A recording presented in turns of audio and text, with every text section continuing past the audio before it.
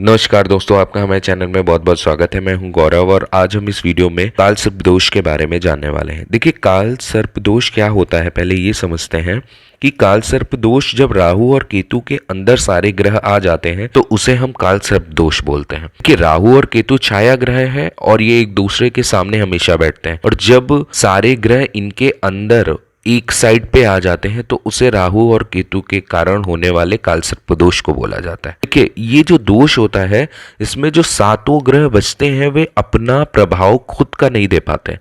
ये जितना भी प्रभाव देते हैं ये राहु और केतु के हिसाब से देते हैं। जब सारे ग्रह राहु और केतु के हिसाब से परिणाम देते हैं तो ऐसी स्थिति में उस व्यक्ति को कई सारी परेशानियों का सामना करना पड़ता है। जैसे इसमें परेशानियां क्या व्यक्तियों को देखना पड़ता है, जैसे कि वे मानसिक तनाव से ग्रस्त रहते हैं, पर जितना वो परिश्रम करते हैं उसके हिसाब से उनको फल नहीं मिलता है। उनके वैवाहिक जीवन में भी बहुत सारी उथल पुथल चलती रहती है। वो जो भी कारोबार या जॉब करते हैं उसमें उनको बढ़ोतरी नहीं दिखती।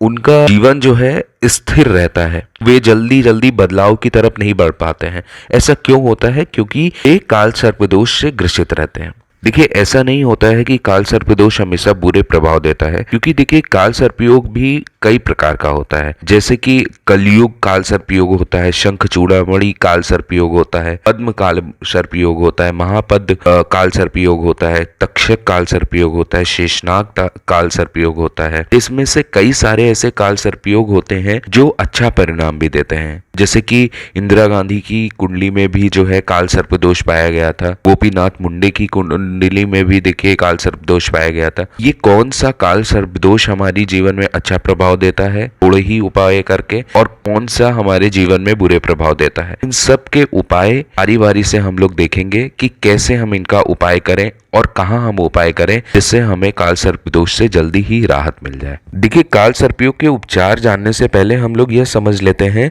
कि काल सर्पयोग सबसे ज्यादा अनिष्टकारी प्रभाव कब देता है। देखिए, जब यह अनिष्टकारी प्रभाव देने लगता है तो वह व्यक्ति के जीवन में शारीरिक, मानसिक, पारिवारिक, आर्थिक, सामाजिक और व्यवसायिक क्षेत्र को परेशान करता है। और ऐसा योग कब बनता है? देखिए, जब राहु की महादशा या राहु की प्रत्यंशर दशा आती है तो यह योग प्रबल होता है। और कई बार जब शनि या सूर्य या मंगल की भी अंतरदशा आती है तभी यह योग कई बार कष्टकारी देखा गया है। और अगर हम इसके बारे में दूसरा जानने की कोशिश करें तो यह 40 और 45 साल में यह ज्यादा कष्टकारी होता है। और जब भी गोचर में राहु केतु काल सर्पदोष बनाते हैं और वह काल सर्पदोष उस व्यक्ति की कुंडली से मिलान में बनता है तब जो है यह और कष्टकारी होता है। देखिए, काल सर्पदोष के उपाय के बारे में जब हम बात करते हैं तो पहले हमें कुछ चीजें पता होनी चाहिए राहु के बारे में। देखिए, राहु की पूजा कभी भी अपने घर पे नहीं करनी चाहिए। और दूसरी चीज, राहु की पूजा में कभी भी अगरबत्ती या धूप या फिर दीपक का इस्तेमाल नहीं होता है।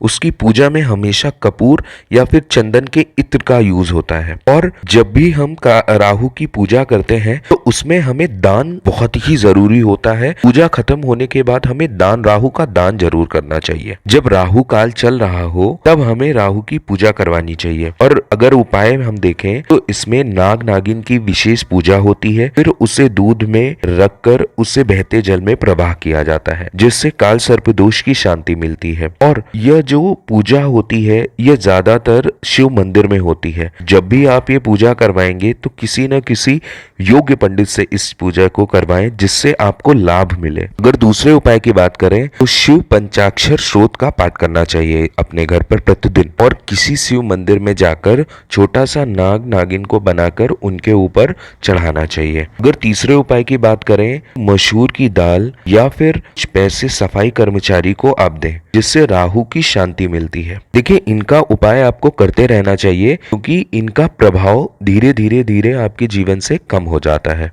देखिए, हमारे भारत में बहुत सारे तीर्थ स्थान ऐसे हैं जहां पर काल सर्पयोग की पूजा भी होती है। जैसे कालहस्ती शिव मंदिर तिरुपति में है, वहां पर काल सर्पदोष की पूजा होती है। त्र्यंबकेश्वर ज्योतिर्लिंग नासिक में है, वहां पर भी इसकी पूजा होती है। इलाहाबाद में त्रिवेणी संगम में भी इसकी पूजा होती है।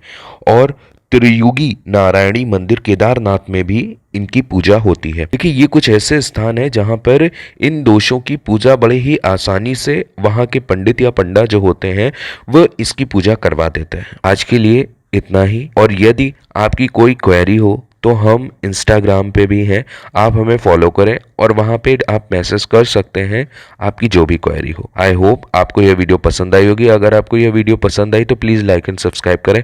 धन्यवाद।